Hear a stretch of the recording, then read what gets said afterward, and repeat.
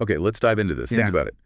A country basically born out of crisis in 1965. Right. A tiny island, no real natural resources, Yep. high unemployment, internal divisions. Yeah, quite unstable, actually. And just 1.9 million people. Mm.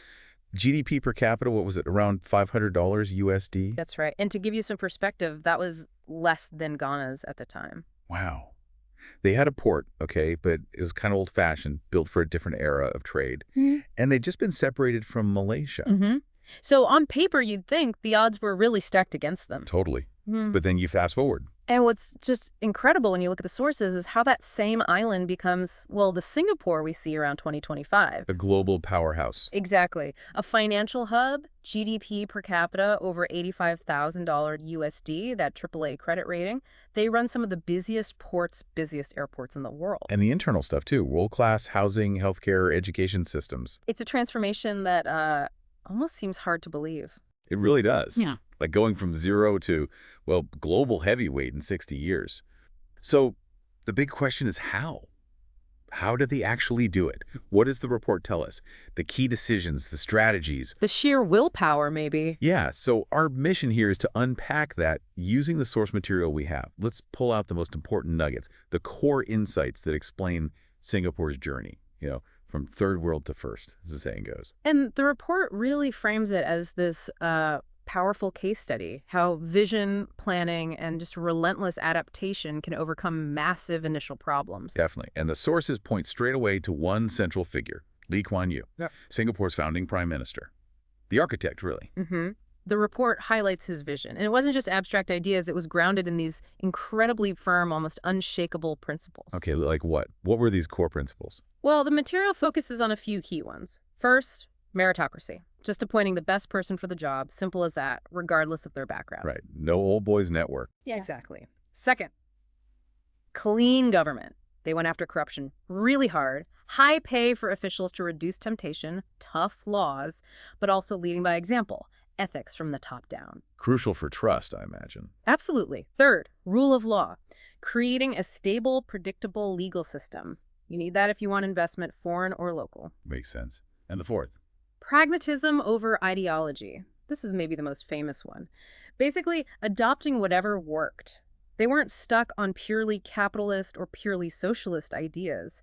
If something seemed effective, they'd try it. He called it hard-headed idealism, didn't he? He did, and that's where the source material gets really interesting. Like you said, it wasn't just having these ideas, it was the intense discipline, sometimes maybe even ruthlessness, and actually making them happen on the ground. Okay, so theory into practice. How did that play out early on? Well, that pragmatism got tested immediately, a huge test in the 60s and 70s. The report calls this the first big leap, industrialization. Right, they had to build an economy from scratch, almost. And there was this massive challenge looming, the British military withdrawal. The source says this threatened something like 20% of Singapore's GDP at the time. 20%, that's huge. Yeah. An existential threat, really. So what did the government do, according to the source? The report details a really bold move. Yeah. Economic diversification. They didn't just sit back. They're waiting around? No. They formed the Economic Development Board, the EDB, back in 1961.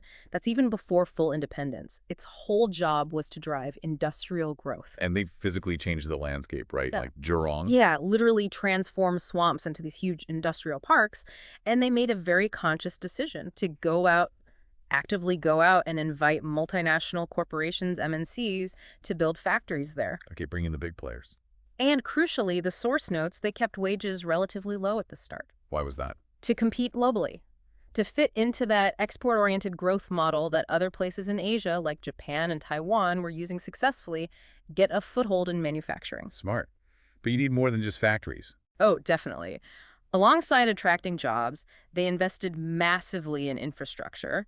The report points specifically to building Changi Airport, now world famous, and hugely expanding the port facilities from what they were. And building the foundations. Yeah. What kind of industries did they target? Key sectors mentioned are things like electronics, petrochemicals, precision engineering, textiles too initially. And did it work? Did they attract big names? They did. The source gives examples like HP, Seagate, Shell setting up shop pretty early on. That sent a signal, This tiny new country was serious. It was open for business. Okay, so that first phase, industrialization, sets the stage. It laid the foundation, yeah.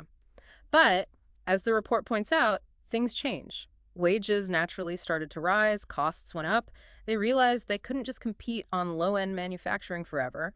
So time for the next pivot. Exactly. The next transition became necessary, moving up the value chain, shifting towards what the source calls the knowledge economy. This is happening in the 1980s and 90s. So less about just making things, more about services, expertise, that sort of thing. Precisely. And a key focus, according to the report, was developing financial services. Big time. How did they do that? They created the Monetary Authority of Singapore, MAS. It acts as their central bank and the main financial regulator. By building a stable currency and a really robust, transparent regulatory system, they positioned Singapore as this trusted gateway for finance into Asia. Okay, becoming a financial hub. What else? They also pushed hard into high-tech and innovation. You see them building dedicated science parks, setting up polytechnics specifically designed to train people for these higher-value jobs. So investing in people alongside the infrastructure. Constantly. And they started actively trying to attract pharmaceutical and biotech MNCs.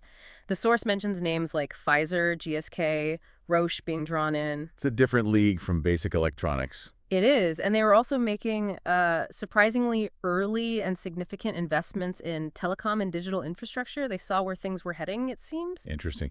And beyond the pure economics, the source also touches on their role in the region, doesn't it? Diplomacy and trade. Yes, that was important too.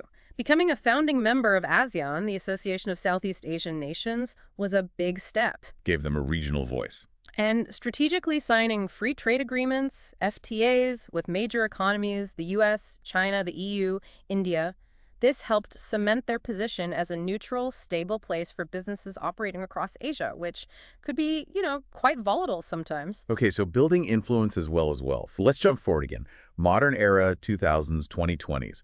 The report talks about another shift, right? Bringing in soft power and this idea of a smart nation. Yeah, it seems they realized that attracting top global talent wasn't just about jobs anymore. You had to offer a truly world-class place to live. Quality of life becomes a factor. A big one. And that's where their famous urban planning really shines, as the source details. Building that highly regarded public housing, the HDB flats where most citizens live. Right, the Housing and Development Board. Focusing on green city planning, making it livable, developing globally recognized healthcare MediShield Life is mentioned, and top universities like NUS and NTU. So building the social infrastructure too. And the report notes this high quality of life was then consciously used, along with pretty liberal immigration policies, specifically to attract skilled people from all over the world. Makes sense. Attract the talent you need. Yeah. And what about managing the money they were making? The source mentions sovereign wealth funds. Ah, yes. GIC and Temasek Holdings. Crucial part of the strategy. What do they do? Essentially, they manage the country's reserves. They invest globally across all sorts of different assets. The source explains this helps stabilize returns over the long haul. It provides a buffer, builds wealth for the future, kind of separate from the Eilers' day-to-day economic ups and downs. Smart long-term thinking. And this smart nation idea, what does that involve? The report presents this as Singapore really leaning into the digital future. They rolled out nationwide fiber optic internet incredibly early. Ahead of the curve. Definitely. And they've been actively pioneering in areas like AI, financial technology, fintech, even autonomous vehicles. Plus, they keep investing in their people with programs like Skills Future. The idea being continuous learning, making sure the workforce stays relevant. Always upgrading. So if we try to boil it all down, looking across this whole incredible journey, what does the source say are the absolute core reasons for this success? The report seems to list specific pillars. Yes, it pulls out 6 key pillars. First, leadership and institutions. Basically, honest, competent government focused on the long term. Okay. Second, infrastructure and planning. Just meticulous, integrated planning for everything, ports, housing, transport. It's very organized. Third, human capital. Strong education, yes, but also that constant focus on upgrading skills for the workforce, lifelong learning. Got it. Fourth, openness, being really open to trade, to investment, to global talent, and crucially, to new ideas. Welcoming the world. Fifth, security and stability, maintaining internal order, managing racial harmony, and staying neutral externally. Predictability matters. And the 6th. Sovereign wealth management, that proactive strategy of investing the national reserves globally for future security. 6 pillars. It sounds almost seamless when you list them like that, but the journey wasn't smooth, was it? The source material also talks about major challenges. Oh, absolutely not smooth. That's a critical part of the story the report tells. They faced huge hurdles. Like what? Give us some examples from the source. Okay, well, early on, ethnic tensions were a really serious concern. Remember the diverse population base. The response, according to the source, included things like implementing multiracial quotas in public housing, the HDB estates, to prevent ghettos and encourage mixing. Also promoting bilingual education. Actively managing diversity. What else? Land constraints, obvious one for a tiny island.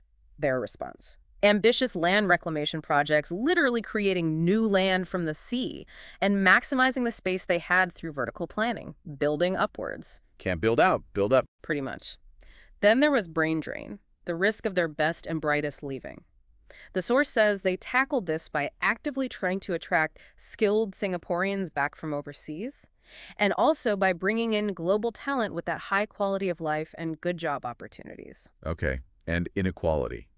That often comes with rapid growth. Yes, income inequality is mentioned as a challenge. The report notes the response involved targeted welfare programs, the mandatory CPF saving system, that Central Provident Fund, which covers housing, healthcare, retirement, and also providing heavy subsidies on essential services like housing and healthcare to keep them affordable. So specific responses to specific problems. Now, it's really Right. important, and the source itself stresses this, to look at the full picture. Hmm. That includes criticisms, contradictions. Yeah. The report doesn't paint a perfect utopia. That's right. It's crucial for balance. The material does note several points of criticism that often come up regarding Singapore's model. And just to be clear, we're reporting what the source material includes here, not endorsing these viewpoints.